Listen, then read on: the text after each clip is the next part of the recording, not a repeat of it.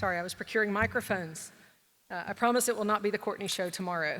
All right, so with us now, we have Mr. Gray Swope. Gray is President and CEO of Vision First Advisors. Come on up.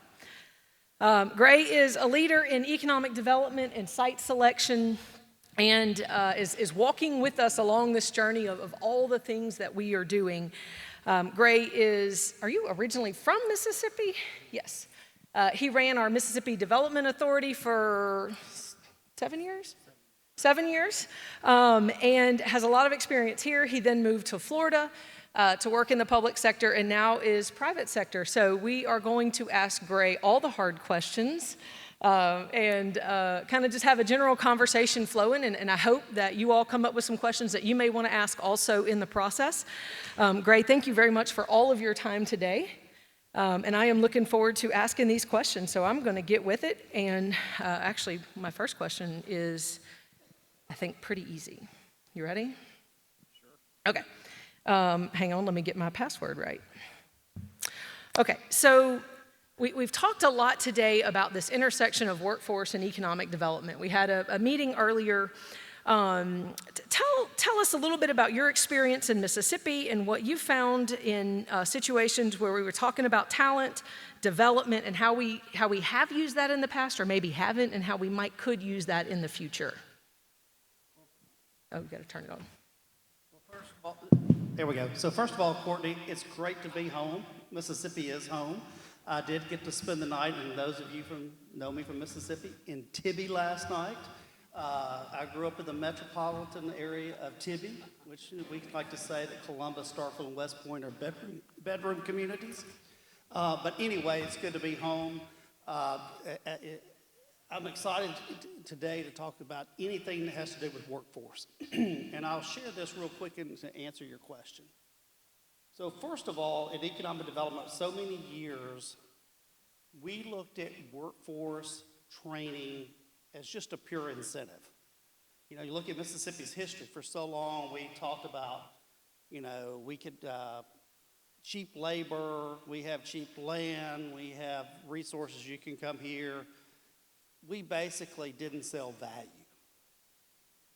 Today, manufacturing, service sector, technology, any business, they're interested in value.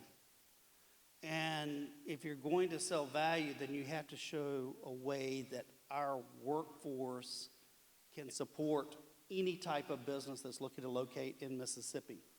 And so with that said, how does economic development play in a role? Well, you can no longer think of workforce training as an incentive. As I shared earlier today, it's product. It is a product. Your people are your product. And so I have to dumb it down in my Mississippi terms, and people in Florida still look at me and say, like, where'd you get that accent? And I was like, oh, just leave me alone. But I have to put it in terms where people could understand the role that they play. Because from a state standpoint, what you're doing with Accelerate Mississippi and the programs that you're putting together with the triage and looking at what you're going to talk about, the horizon tomorrow, and looking at what's in the future, those are great things to build in a system.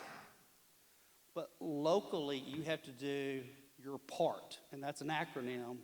It's for pipeline, attraction, retention, and I say ongoing training. And so the piece that we've been focused today is that last part, is that training, that continuous training. It's not just the new businesses located here. It's, y'all were gracious enough to let me borrow a conference room for a call at 3. And it was talking to a company about they're getting ready to change their whole landscape of what they do for new technology. And their whole workforce will have to be retrained to things that they're not comfortable with. So it's not just bringing training here, it's also the retraining of what you have. And so all those pieces fit in together. The state sets the policy. You have the great program that you can be responsive when MDA gets the call that said, hey, we're thinking about Mississippi and we can showcase, this is how we're going to put your training together. Here's how we're going to compete against other locations. And then locally, you can talk about, here's how our K through 12 is working, how our community college is working. Here's how we work with the economic developers to continue to provide that support from here on out. And it's also that attraction piece. When I say attraction, people think it's just moving labor to your area. No, I'm talking about attracting people that are not in the labor force to it. Participation rate. Understanding, when you go ask your local economic developer, the number they should know today is participation rate, not unemployment rate. And to know not just the number, but who's participating from gender, by zip code. Why are people not participating in the workforce? Long answer, but all those things fit together in how local, state, and policy work together for economic development and successful workforce. That's great, thank you. Ooh, that's loud. I think, as you talk about that, I think understanding the local labor market is really everybody's responsibility in this room. Everybody, to our career coaches, understanding the opportunities and the barriers that are currently keeping people out of the labor market. We've talked a little bit about that too. Ryan, I want to start with you on this one. We have been fortunate to have a few of our career coaches involved in some economic development projects, and it was really fun to see the win and see the companies get really excited about having that new person and that new competency in the local community. But how do you see them partnering in their communities to support economic development? Yeah, no, that is a great question. Gray? It is, I've used that joke before, I have to admit it. I've already used that joke, and I'm sorry. But no, I think at the end of the day, even listening to what Gray is saying and understanding through the context of career coaching, what I hear also is know your people. Know your people. I think so many times if a project comes in the room, and look, I'm not an economic developer. I promise you I will admit to that. But I have watched a lot of very talented economic developers make pitches over the years, and the ones that are really good know their people. And so anything they do in a presentation that better positions their community in an intimate way in front of a site selector or a company is infinitely better positioned to win that project if that site selector or company thinks, man, they know their people. And at the end of the day, as a career coach, you're getting to know your people in ways that maybe we really haven't even explored fully as a state. It's a program that I know has had some great success in Northeast Mississippi and in Jackson County on the Gulf Coast. Again, I'll be the first one to admit it's not our idea. We just saw a program that we thought needed to be expanded, and we have good partners that work with us in our planning development districts that we're willing to say, yes, we'll partner with you to grow this program so that we know our people. You have the opportunity at an early age in a child's educational path to better understand what makes them tick, how they think, how they solve problems, how they interact with others, how they resolve disputes and conflict resolution, and what their hopes, dreams, and aspirations are, as well as what their realities that they have to contend with every day. And so we have seen, even recently, in this first wave of career coaching that has gone out in this most recent program that we've put out throughout the state, and we've seen it actually in the Create Foundation region as well as in the P3 on the Gulf Coast, where career coaches were assets at the table for economic development.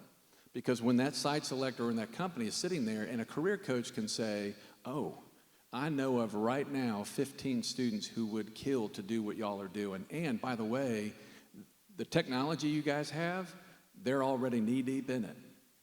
There's a program that we have in our local community college or even in our CTE program in our high school that is already talking through and helping students ingratiate themselves or immerse themselves in what you're talking about as an industry. Or at the very least, they're participating in educational programs that are causing them to think differently, solve problems differently, see the world differently, and so are willing to learn new things and step up to the plate for you. So I think at the end of the day, it's about knowing your people. I think career coaches are incredibly well positioned to know their students in ways that even sometimes families don't even know those students. What an opportunity to help shepherd them and give them hope and give them access, and what an opportunity to position Mississippi for great projects. I want to add on to it. You're dead on. So in our business, we do strategy work. We do what we call some workforce intelligence. We also do location advisory where we are the site selector. But using Workforce intelligence helps us to make decisions on where we want to go. 9 times out of 10, I know more about the community than the locals do before we even call you. And we're looking at it from a lot of different ways. And the example I just used about workforce participation, I can see there is a low participation rate. I can see that maybe there's no males in that area working. My question then is why? Is there incarceration? Is it opioids? Is there a side hustle going on? I need context, and that's where career coaches and locals can tell us, here are the issues. We've often seen sometimes when there is a low participation rate for females, there are things from transportation, it's childcare, every one of those issues, but those are where knowing your people, that context, can also help us in solving the problem on how to get people back to the workforce. Yeah, real quick, I want to add on that. I'm going to add on the add-on. Double down. So just for the sake of full disclosure, so you know, there is a room on the other side of this hotel. I think it's the cooking school, which we will not be teaching cooking, although I probably need the most work in that category. But our partnered agencies and entities, DHS, MDES, Rehabilitative Services, have teammates there that are available to you as coaches to understand what resources are available, because the why is important. And oftentimes the why. Why is it in this community we see a higher or a lower labor force participation rate? What's the why? It may be something that's easily overcome. It may. And we just didn't know that there was a resource available to help us with that. Those are tools that you can use as a career coach by learning from our partners in the state. Oh, we do have funds. We do have resources to help with transportation or with childcare. We do have resources available to help someone who may have thought that a career path was unattainable to them because of some learning disability or some other issue. Knowing the why, getting to the why, and then understanding what tools you have accessible to you to overcome that why is a huge, huge benefit. So I just want to encourage you, if you haven't made your way to the cooking school, do that multiple times throughout this week. Starting tomorrow. Yeah, starting tomorrow, not today. Starting tomorrow, make sure you do that, because as you encounter the why in your communities, those are going to be the tools that you use to answer that why and to overcome those things. That's great. Thank you both. And just to follow up on that, to the career coaches and to, everybody else in here is local for the most part, but no piece of information is too small to write down and follow up on. No piece of information is too small to say, hey, this person just told me that the reason why they're not in the labor force is because of X. We have to get deeper than transportation and childcare. It has to be more than that. What specifically about transportation is keeping them out of the workforce? What specifically about childcare is keeping them out of the workforce? What are those very, very specific things? That's where we need our army of locals to help guide our efforts so that we make sure we're pulling in the right resources and we're adding funds for the right things as we move forward. So I want to kind of shift a little bit, and Stephen talked a little bit about customized workforce training. And I would like to start with you on this one, Gray. But why do you think having a customized workforce training program in Mississippi, or a customized training program is what it's called in short, is so vital for Mississippi? Do you have any examples from your experience where it's helped with projects or just anything you want to share with the class about that? Well, it's just, Courtney, as I started with, today, having a trained and trainable workforce is the key. I hate using this analogy, but I'm going to. But it's pure marketing if you think about it from a standpoint of product. Now, how do you build your product? Well, you've got to have ways to improve that product. And at the end of the day, sometimes when we're deficit in a product, we have to be able to customize to meet the needs of that client if you want to compete.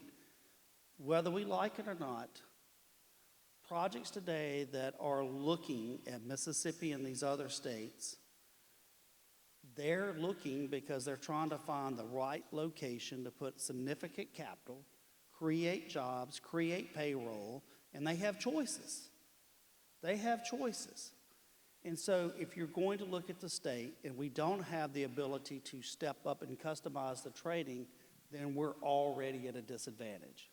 And so what we want to be able to do is figure out how do we take the talent that we already have, customize training for somebody that can actually take that skill to a higher level that demands more payroll, generates more economic wealth for our communities, and you can do that through customized training programs. You know, I can tell you, and I shared earlier in our little group working session, it was frustrating for me to be, you know, with our MDA team, talking to a client, and they're looking at multiple locations around this state, and they go into an area that has, you know, or does a really good job of articulating what the state's going to do anywhere else because they've had experience, they understand it. Then we go to somewhere else, the same system, the same way you're going to do it there, and the people look at you like a deer in the headlights and like, well, I'm not sure how we're going to do it, and well, I guess we could, but I got to get this approval and this approval. Then they look at us and say, why does MDA pick that other location all the time and we're never considered? Well, you had that chance, but the system was not in place. So you've got to figure out how, as we talked about, is the next step of what Accelerate Mississippi is. How do you articulate from a state perspective how we're going to work with our community college system and other stakeholders to provide customized training for our employers. And I know the people that we represent, and I'm very proud of, you know, what we've done in 8 years. We've projects that represent about $2.6 billion of companies that we've located and represent, you know, close to 6,000 jobs. That's been a key piece. Thank you. So thinking outside of traditional customized training, you've worked in a lot of communities around the country.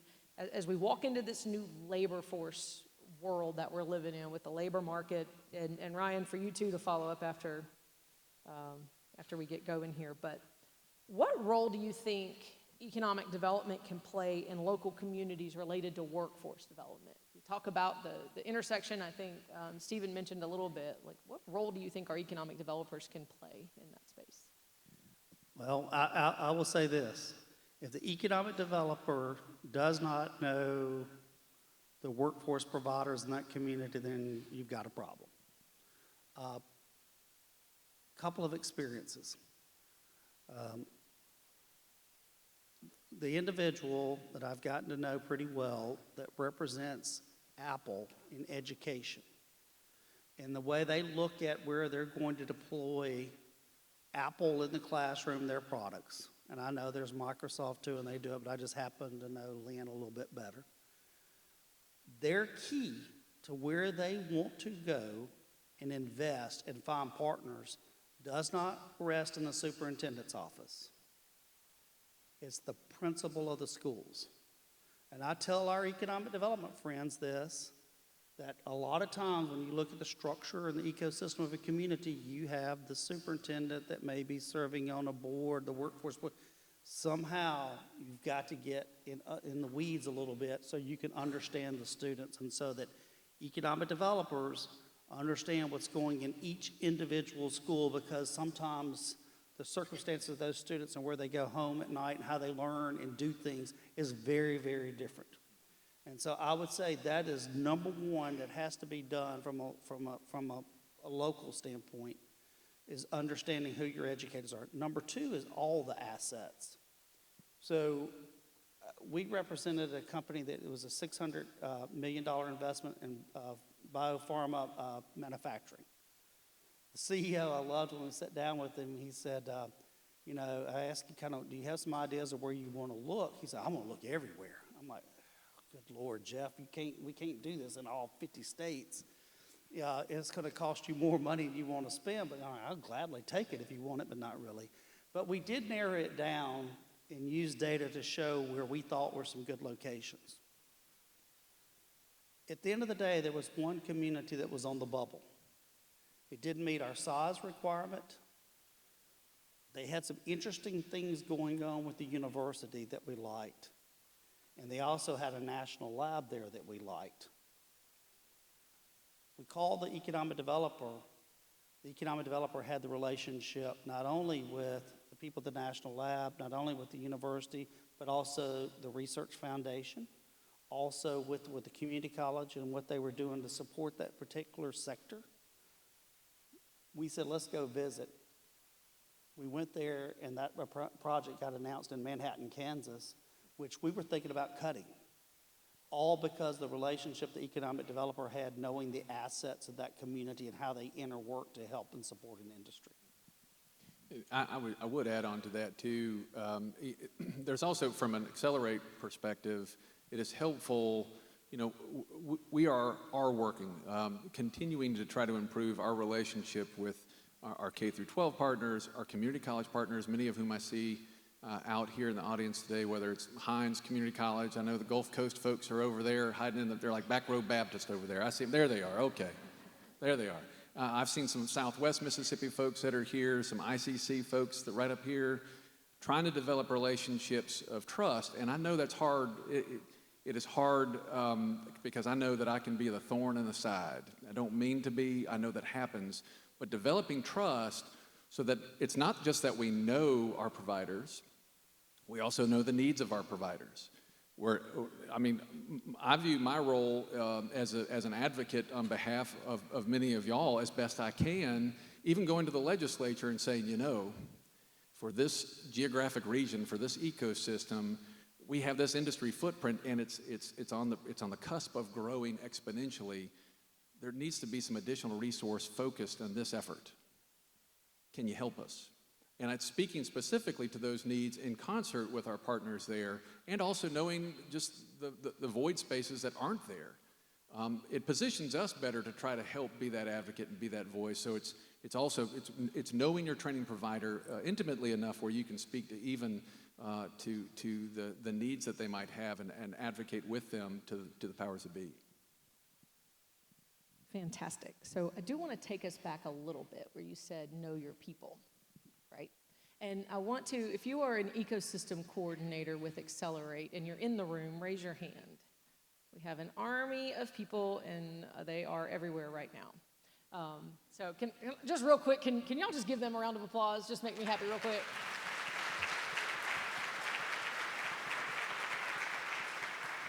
So one of the challenges with being a state entity charged with all the things that we're charged with is hearing the voices of the local people. And our ecosystem coordinators do a lot of different things for our office and serve an immense role. One of those really is to help the voices get where they need to get, is help them get to us. And Ryan, I did not prep you for this. Oh, good.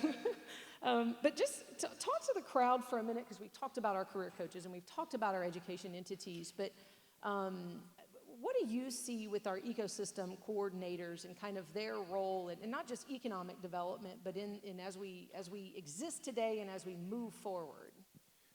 Yeah, so I think it's a very important question, and I too want to thank our coordinators for their hard work. Certainly in preparation for this week's symposium, but in the last year, it's actually been a calendar year since we've had our coordinators on the team. And so I am grateful for their willingness, because as many of you know in the room, when we started this, April 2021, there was no playbook. There's a blank board, and they gave Ryan the dry erase marker to write on the board.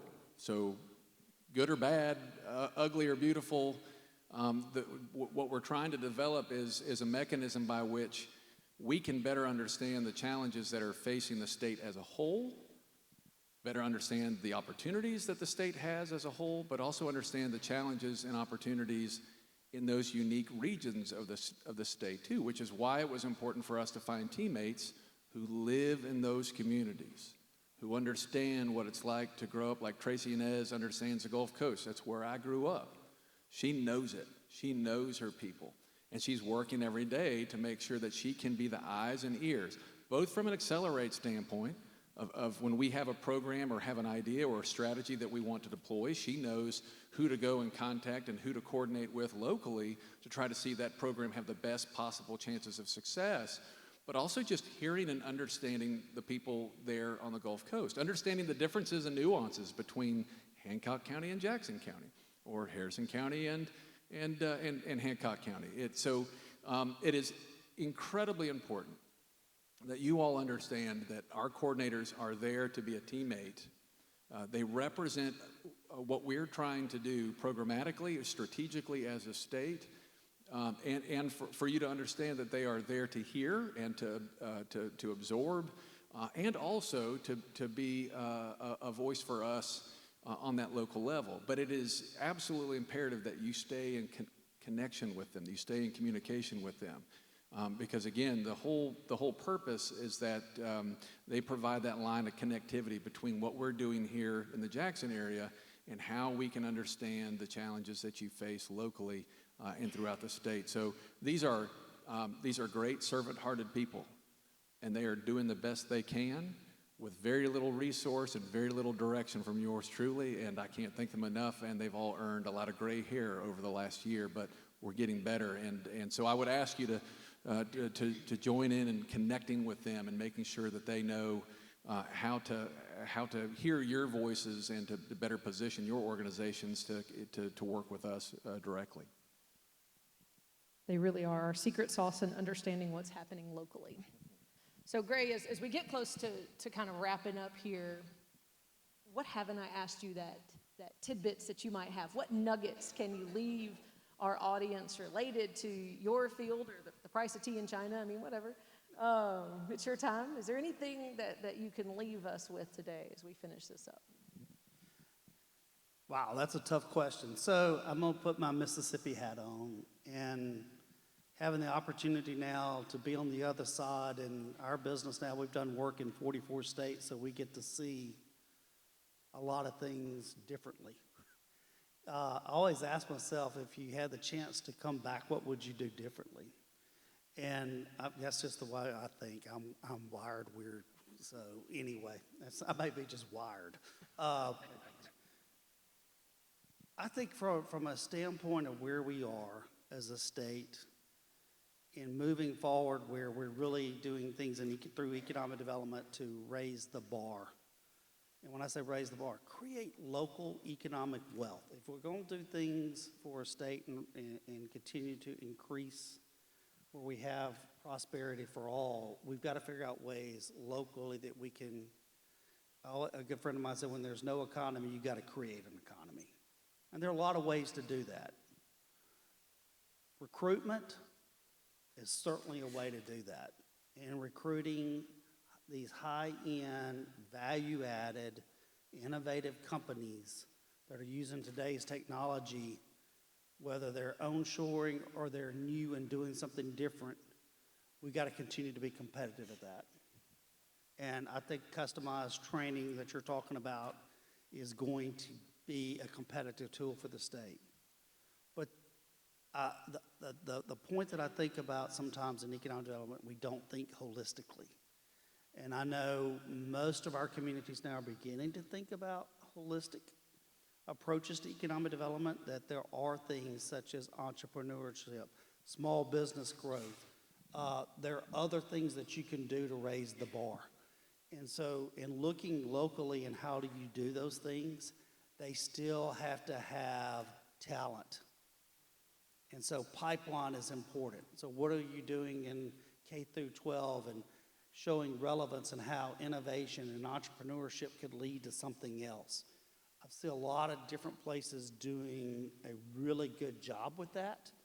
And I'm seeing where you can, we as a state, we always have I tell people we're a very creative state. It doesn't matter where you're from in this state. You can go back to our tourism roots of being the birthplace of America's music. That's creative. We're creative people. We find ways to make things happen. And so I think moving forward that it's not just customized training. It's the things that you're doing and looking, how do we raise the bar on skills, education? How do we do the triage?